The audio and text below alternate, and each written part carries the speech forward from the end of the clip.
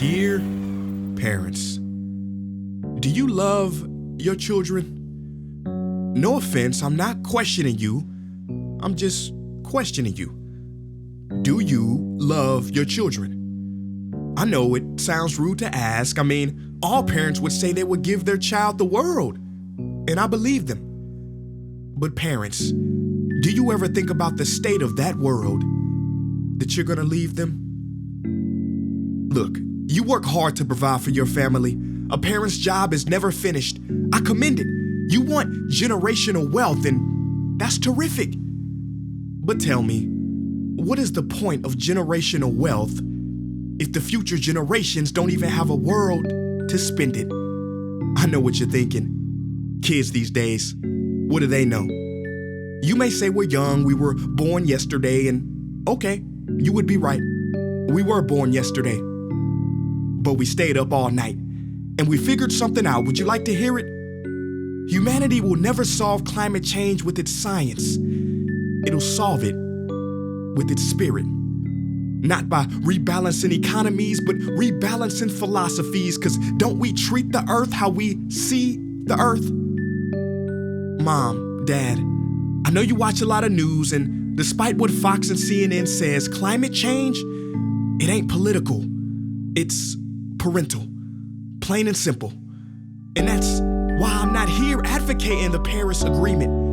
We're here advocating the parents agreeing. Because it comes down to one question and one question only. Do you love your kids? If you do, prove it. Show it then.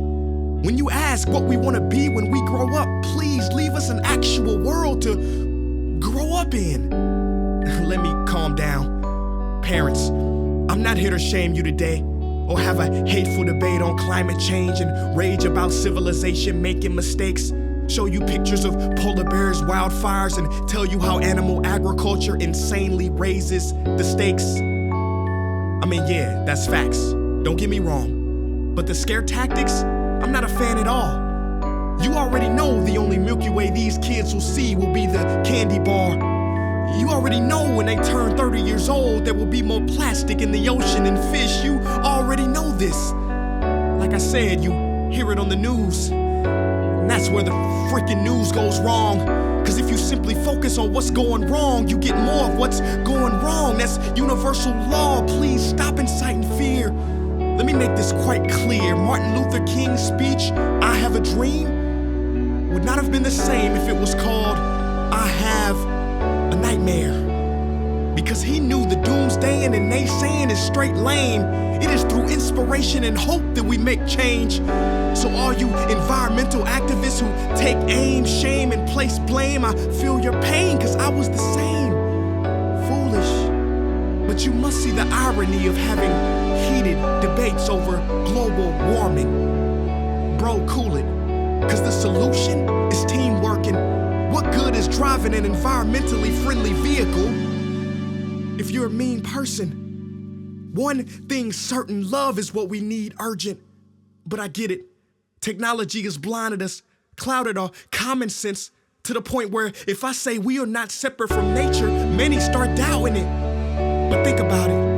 When we were born, we did not come into the world. We came out of it. We are nature.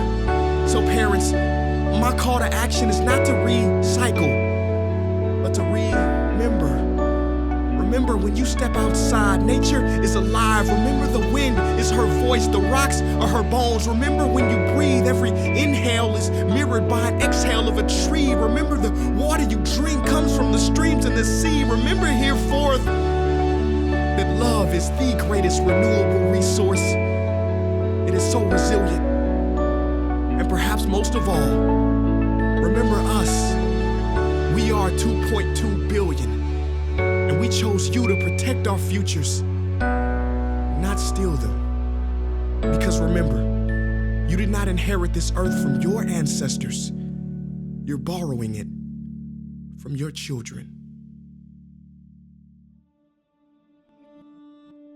Hey guys, thank you so much for watching that video. Now before you go, I want to tell you one thing.